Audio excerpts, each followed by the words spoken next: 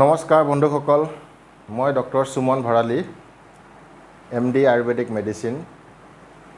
ইয়াৰ আগৰ ভিডিঅ'টোত মই আন্তঃৰাষ্ট্ৰীয় যোগ দিৱসৰ উপলক্ষে যোগৰ বিষয়ে কিছুমান কথা কৈছিলোঁ। তাৰে ভিডিঅ'টো বেছি দীঘলীয়া হোৱাৰ কাৰণে তাৰ দুটা খণ্ডত ভাগ কৰিবলগীয়া হ'ল। এতিয়া প্ৰথম খণ্ডটোত আমি যোগৰ 8টা ভাগৰ বিষয়ে কৈছিলোঁ। য়ম, নিয়ম, আসন, প্ৰাণায়াম, প্ৰত্যাহাৰ, ধাৰণা, ধ্যান আৰু সমাধি। তাৰে য়মৰ বিষয়ে ক'লোঁ। য়মৰ 5টা ভাগ আছিলে: অহিংসা, সত্য, আস্তেয়, ব্ৰহ্মচাৰ্য আৰু অপৰিগ্ৰহ। তাৰপৰা নিয়মৰ আণ্ডাৰত আছিলে শৌচ, সন্তোষ, তপস, স্ব অধ্যায় আৰু ঈশ্বৰ প্ৰণিধান। এতিয়া আমি য়মৰ বিষয়ে ক'লোঁ। নিয়মৰ বিষয়ে প্ৰথম 3টা পইণ্ট কৈছিলোঁ। শৌচৰ বিষয়ে ক'লোঁ, তাৰপিছত সন্তোষৰ বিষয়ে ক'লোঁ, তপস্যৰ বিষয়ে ক'লোঁ। এইবাৰ আহিছে স্ব অধ্যায়। স্ব অধ্যায় মানে আমি শিকাটো, লাৰ্ণিংটো কেতিয়াও ৰখাব নালাগে। সদায় আমি নতুন নতুন কথা, নতুন জ্ঞান অৰ্জন কৰি থাকিব লাগে। আমি এই পৃথিৱীখনৰ পৰা সকলো বস্তুৰ পৰা আমি শিকি থাকিব লাগে। লাৰ্ণিং প্ৰচেছটো কেতিয়াও ৰখাব নালাগে আৰু ডেইলি এটা নিজে পঢ়াৰ হেবিট ৰাখিব লাগে। আমি যিমান মাইণ্ডটো ব্যৱহাৰ কৰি থাকোঁ, তিমান মাইণ্ডটো ফাংচনেল হৈ থাকে আৰু য়ং হৈ থাকে। সেইকাৰণে আমি দিনত ডেইলি অলপ হ'লেও পঢ়া বা নতুন জ্ঞান অৰ্জন কৰা এটা অভ্যাস ৰাখিব লাগে। তাৰপাছত আছে ঈশ্বৰ প্ৰণিধান। ঈশ্বৰ প্ৰণিধান মানে হ'ল, আমি সকলো কাম নিজে কৰিব নোৱাৰোঁ। কিছুমান কাম আমাৰ কেপাচিটিৰ বাহিৰত হৈ যায়। কিছুমান মডিফাইবল ফেক্টৰ থাকে, কিছুমান নন মডিফাইবল ফেক্টৰ থাকে। মডিফাইবল ফেক্টৰবিলাক হ'ল যিবিলাক আমি ঠিক কৰিব পাৰোঁ, আৰু কিছুমান হ'ল যিটোত আমি কৰিলে একো তাৰ নহ'ব। তেতিয়া আমি সেইটো কাৰণে শক্তি পাবলৈ, বিশ্বাস পাবলৈ, আমি এটা পজিটিভিটি পাবলৈ আমি ভগৱানৰ ওপৰত এটা বিশ্বাস ৰাখি মানে ভক্তিভাৱ এটা ৰাখিব লাগিব। সেইকাৰণে কৈছে যে আমি ঈশ্বৰৰ ওপৰত ধ্যান কৰি ঈশ্বৰক বিশ্বাস ৰাখিব লাগিব। কেতিয়াবা বহুত কিছুমান নিগেটিভ ঘটনা হৈ যায়। কিছুমান আমি কাম কৰোঁ, তাৰ ফলটো আমি কি হ'ব নাজানো। পৰীক্ষাৰে ৰিজাল্ট হওক বা বেমাৰ এটাই হওক, মানুহ অপাৰেশ্যন থিয়েটাৰৰ ভিতৰত আছে, যে কি হ'ব। সেইখিনি সময়ত আমি কৰা কামটোতো কৰিব লাগিব, কিন্তু তাৰে ফলটো কি হ'ব সেইটো ভগৱানৰ আশীৰ্বাদৰ ওপৰত নিৰ্ভৰ কৰে। গতিকে আমি ভগৱানৰ ওপৰত যদি আমি বিশ্বাস ৰাখোঁ, তেতিয়া আমাৰ মনটো সাহ পায়, আমি শক্তি পাওঁ আৰু আমি পজিটিভ হৈ থাকিব পাৰোঁ। নহ'লে আমি নিৰাশাত ভুগিব লাগিব। সেইটো প্ৰায় ডিপ্ৰেশ্যন হয়।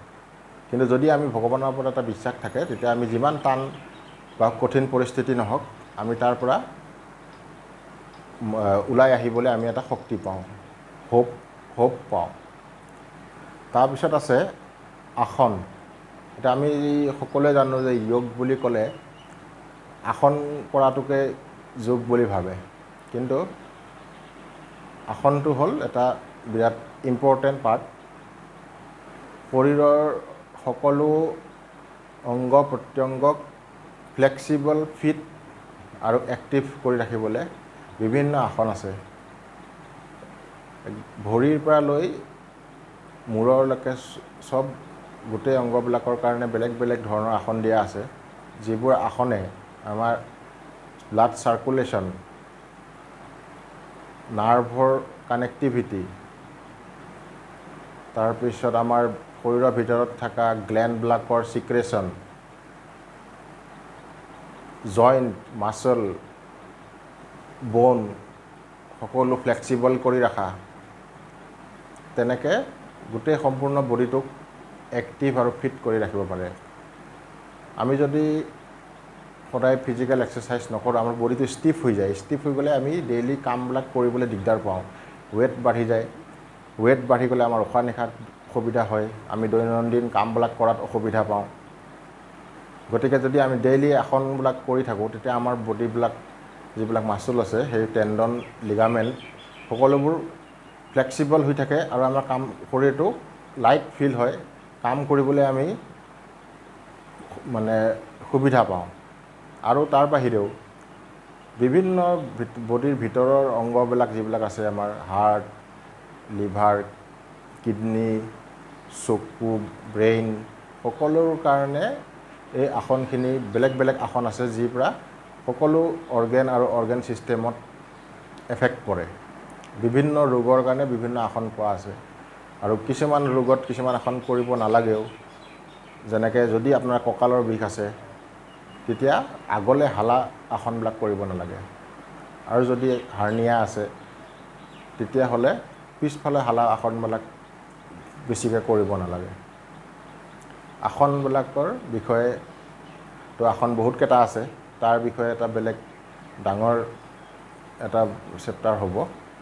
গতিকে এটাই কথাই ইম্পৰ্টেণ্ট যে আসনবিলাক আমাৰ বডিটোত ফ্লেক্সিবল, ফিট, ষ্ট্ৰং আৰু হেল্ডি কৰি ৰাখিবলৈ বিৰাট দৰকাৰী। তাৰপিছত আছে প্ৰাণায়াম।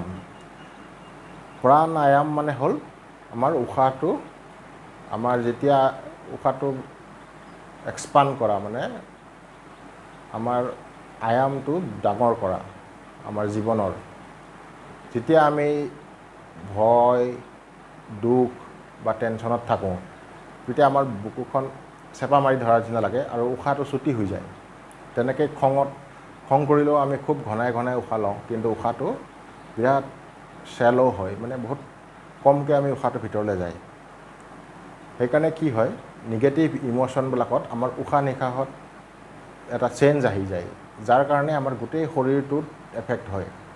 গতিকে যেতিয়া আমি নিজৰ উশাহটোত ফ'কাছ কৰি এক জেগাত বহি ধুনীয়াকৈ লাংৰ ফুল কেপাচিটিত ফ্ৰেছ এয়াৰটো আমি অক্সিজেন থকা বতাহ যদি আমি আমাৰ লাংছত ফুলকৈ ভৰাই তাৰপিছত হোল্ড কৰি তাৰপৰা আকৌ নিয়মেৰে যদি আমি উশাহটো বাহিৰ কৰোঁ তেতিয়া আমাৰ শৰীৰত বহুত এটা ভাল প্ৰভাৱ পৰে। এতিয়া আমি বেছিভাগ আমাৰ ষ্ট্ৰেছ, এনজাইটি, ডিপ্ৰেশ্যন এনেকুৱাত আমাৰ লাংছটো কি হয়, ফুল ব্যৱহাৰ নহয়, যাৰ বিনিময়ত কি হয় আমাৰ শৰীৰৰ বিভিন্ন অংগ প্ৰত্যংগবিলাকত অক্সিজেনৰ ছাপ্লাইটো কমি যায়। তাৰ কাৰণে আমি হাইপক্সিয়াত ভুগোঁ আৰু আমাৰ বডি বিভিন্ন অৰ্গেনবিলাকে ফুল ফাংচন নকৰে। যেনেকৈ আপোনাৰ ব্ৰেইনটো যদি ফুল ফাংচন নকৰে আপোনাৰ ভাবা শক্তিটোত এফেক্ট পৰিব। আপোনাৰ বিভিন্ন যদি ভিতৰৰ অৰ্গেনবিলাকত ভালকৈ অক্সিজেন ছাপ্লাই নহয় তেতিয়া চবৰে ফাংচনটোত এফেক্ট পৰিব আৰু তেওঁলোকৰ ডিজেনেৰেশ্যন আৰম্ভ হ'ব, সোনকালে ক্ষয় ক্ষতি হ'ব। গতিকে যেতিয়া আমি লাংৰ ফুল কেপাচিটিত ফ্ৰেছ অক্সিজেন লওঁ তাৰপিছত অলপ সময় তাক হোল্ড কৰি তাৰপিছত যদি ধুনীয়াকৈ ৰিলিজ কৰোঁ শান্তিৰে, তেতিয়া আমাৰ কি হয় লাহে লাহে আমাৰ গোটেই ইম'শ্যনটো আমাৰ কণ্ট্ৰলত আহে, হাৰ্ট ৰেটটো কণ্ট্ৰলত আহে, শৰীৰৰ প্ৰত্যেকটো চেলত ফ্ৰেছ অক্সিজেন ছাপ্লাই হৈ যায়। গতিকে তেনেকৈ আমি যদি ধুনীয়াকৈ প্ৰাণায়াম 20 বাৰ বা 30 বাৰো যদি কৰোঁ, আমি যিমান এটা ষ্ট্ৰেছফুল ছিটুৱেশ্যনত কিয় নাথাকোঁ আমাৰ শৰীৰটো লাহে লাহে নৰ্মেল চিলে গুচি আহিব আৰু আপুনি ফ্ৰেছ ফিল কৰিব। সকলো আপোনাৰ চেন্স অৰ্গেন যিবিলাক চকু, কাণ, নাক, স্কিন, জিভা সকলো ফ্ৰেছ হৈ যাব, এক্টিভ, ফুল্লি ফাংচনেল হৈ যাব। আপুনি ধুনীয়াকৈ ব্ৰেইনটো ঠাণ্ডা হৈ যাব। তাৰপিছত আপুনি ভালকৈ ভাবিব পাৰিব, জ্ঞান অৰ্জন কৰিব পাৰিব আৰু কাম কৰিব পাৰিব। গতিকে আমি ফ্ৰেছ অক্সিজেন, ফ্ৰেছ এনভাইৰনমেণ্টত বহি ফ্ৰেছ অক্সিজেনটো লাংছৰ ফুল কেপাচিটিত লৈ তাৰপিছত আমি ৰিলিজ কৰিলে আমাৰ বহুতখিনি ভাল হয়। তাৰপিছত আমাৰ যেতিয়া আমি উশাহটো এৰোঁ তেতিয়া আমাৰ শৰীৰৰ ভিতৰত থকা যিবিলাক টক্সিন আছে, বহুতবিলাক আমাৰ গেছ যিবিলাক শৰীৰত মানে মেটাবলিক বাই প্ৰডাক্টছ যিবিলাক প্ৰডিউচ হয় সেইবিলাক আমাৰ উশাহেৰে শৰীৰৰ বাহিৰত যায়। গতিকে আমি ফ্ৰেছ অক্সিজেন লোৱাটো দৰকাৰী আৰু ভিতৰত জমা হৈ থকা আমাৰ যিটো টক্সিন আছে সেইবিলাক বাহিৰ কৰাটো দৰকাৰী। গতিকে প্ৰাণায়াম কৰিলে আমি এটা নিয়মত উশাহটো লওঁ, যাৰ পৰা আমাৰ গোটেই শৰীৰটোত ভাল প্ৰভাৱ পৰে। প্ৰত্যাহাৰ প্ৰত্যাহাৰ মানে হ'ল মানে বাহিৰা যিবিলাক ডিষ্ট্ৰেকশ্যন আছে বা বাহিৰা জগতৰ যিবিলাক এটেচমেণ্ট আছে সেইবিলাকৰ পৰা নিজৰ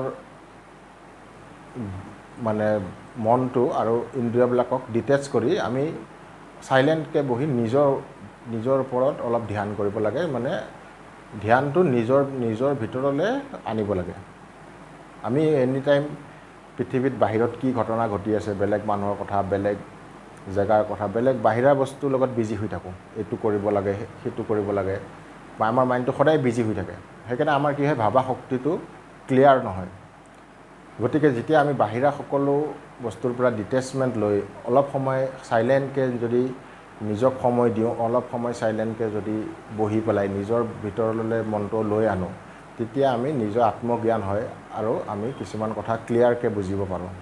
নিজৰ শৰীৰটোত কি হৈ আছে, নিজৰ জীৱনটোত কি হৈ আছে, নিজৰ মনটোত কি হৈ আছে।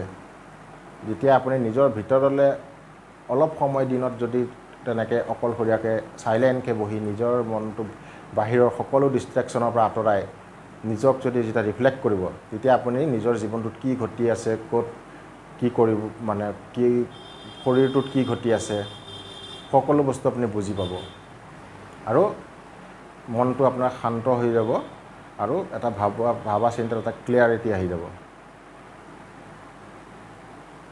তাৰপিছত আছে ধাৰণা। ধাৰণাটো হ'ল ফ'কাছ মানে এনে এক জেগাত তাৰমানে আপোনাৰ দৃষ্টিটো ফ'কাছ কৰি বহি থকা। এইবিলাক চব হ'ল আমাৰ মাইণ্ডটো যিহেতু চঞ্চল, ডিষ্ট্ৰেকশ্যনত ফট কৰি মানে বিচলিত হৈ যায়, বেলেগ বেলেগ ফালে গুচি যায়। গতিকে আমাৰ সকলো ডিষ্ট্ৰেকশ্যনৰ পৰা মাইণ্ডটোক এটা জেগাত আনি কনচেনট্ৰেট কৰাটো সেইটো হ'ল ধাৰণা।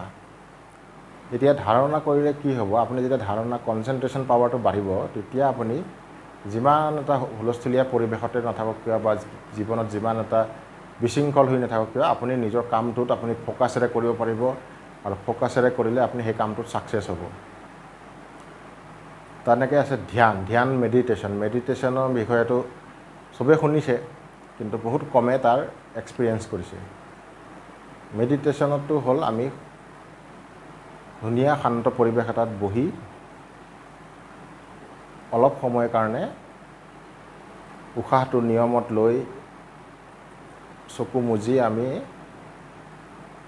একো ভাবা চিন্তা মানে জবৰদস্তি ভাবা চিন্তা নকৰি আমি নৰ্মেলকৈ 20 মিনিটমান আমি একো নকৰাকৈ বহি থাকিব লাগে। আৰু মেডিটেশ্যন কৰোঁতে নিজকে সকলো বস্তুৰ পৰা ডিটেচ কৰি ল'ব লাগে। যেনেকৈ মোৰ কৰিব লগা একো নাই,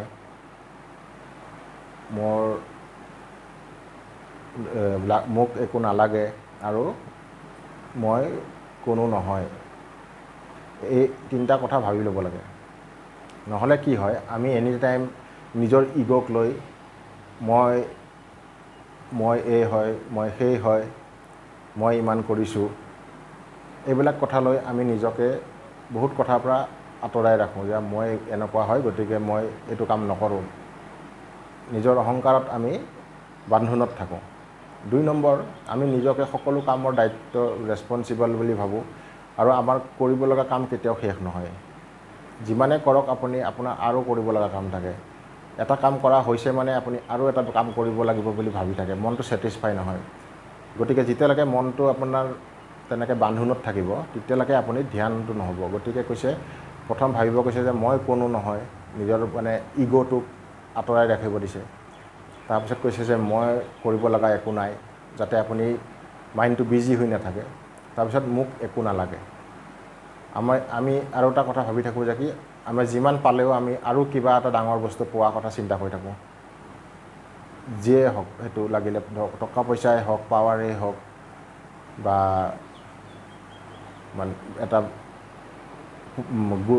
ভাল হেৰিয়ে হওক, মানে এনি টাইম আমি কিবা নহয় কিবা পোৱাটো, ডাঙৰ এটা বস্তু পোৱাটো আশা কৰি থাকোঁ। গতিকে সেই আশাটো আমি বন্দেজত বান্ধা খাই থাকোঁ। গতিকে কৈছে যে ধ্যান কৰাৰ আগত মই একো নহয়, মোক একো নালাগে আৰু মই একো কৰিব লগা নাই বুলি ভাবি লৈ 20 মিনিটমান আমি বহি চকু মুজি পিঠিৰ মেৰুদণ্ড চিধা কৰি উশাহটো এটা নিয়মত লৈ চাইলেণ্টকৈ বহি থাকিব লাগে।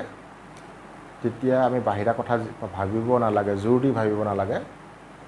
আৰু তেনেকৈ থাকোঁতে আমাৰ যিবিলাক মনত প্ৰশ্ন আছে, যিবিলাক আমাৰ জীৱনত ষ্ট্ৰেছ আছে, সেই সকলোৰ পৰা আমি লাহে লাহে মনটো আঁতৰি আহি আমি এটা ক্লিয়াৰিটি পাওঁ, কথাবিলাক ভালকৈ বুজি পাওঁ আৰু কি কৰিলে ভাল হ'ব সেইটো আমাৰ মনত আহে। আমাৰ তাৰমানে প্ৰশ্নবিলাকৰ আমি উত্তৰবিলাক আমি মেডিটেশ্যনত পাওঁ।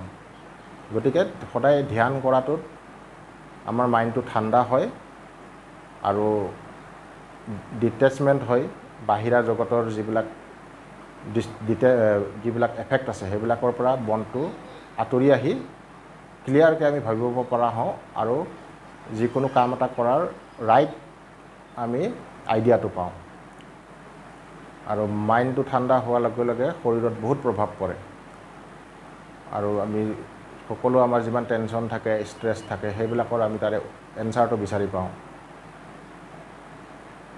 তাৰপৰা লাষ্টত আছে সমাধি। সমাধিটোত মানে নিজে মানে সকলো বস্তুৰ ওপৰত মানে যে ছেটিছফাই হৈ ব্ৰহ্মাণ্ডৰ লগত নিজৰ মিলন হোৱাটোকে সমাধি বুলি কয়। তাৰমানে নিজৰ আৰু ব্ৰহ্মাণ্ডৰ মাজত কোনো ডিফাৰেঞ্চ থাকি নাযায় আৰু। আমাৰ শৰীৰটোও পঞ্চমহাভূত হয়, আমাৰ গোটেই ব্ৰহ্মাণ্ডখনো পঞ্চমহাভূতেৰে বনোৱা আছে। পৃথিৱী, জল, অগ্নি, বায়ু আৰু আকাশ। গতিকে যেতিয়া নিজৰ আৰু ব্ৰহ্মাণ্ডখনৰ মাজত কোনো এটা ডিফাৰেঞ্চ দেখা পোৱা নাযায় আৰু কোনো মনত তাৰমানে কৰিব লগা ভাৱ নাথাকে বা কিবা পাব লগা আৰু নাথাকে, মানে মানুহটোৱে সম্পূৰ্ণভাৱে ফ্ৰী হৈ যায়। ফ্ৰী হৈ কোনোটো বস্তুৰ জগৰীয়া নহয় বা দায়িত্ব নাই আৰু খালি ঈশ্বৰক আৰু ব্ৰহ্মাণ্ডখনৰ লগত মিলি পেলাই তাক ফিল কৰি পূৰা 100% মানে ফিল কৰিব পৰা হৈ যায়। মানুহজন মানে একে হৈ যায়গৈ, কোনো ডিফাৰেঞ্চ হৈ নাথাকে আৰু আত্মা আৰু পৰমাত্মাৰ মিলন হৈ যায়। সেইটোকে সমাধি বুলি কয়। এতিয়া এইখিনি আছিলে অষ্টাংগ যোগ।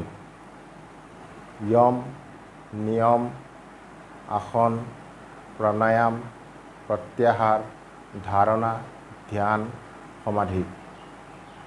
মই চেষ্টা কৰিলোঁ যিমান পাৰে চিম্পুলকৈ কথাখিনি আপোনালোকৰ আগত দাঙি ধৰিবলৈ। এতিয়া কিবা যদি তাতে হয়তো ইমপাৰফেকশ্যন থাকিব পাৰে, মই যোগৰ বিশেষজ্ঞ নহয়, কিন্তু যিহেতু আমি এইটো বিষয়ে অলপ অধ্যয়ন কৰা হৈছিলে, গতিকে মই যিখিনি বুজি পাওঁ সেইখিনি আপোনালোকৰ আগত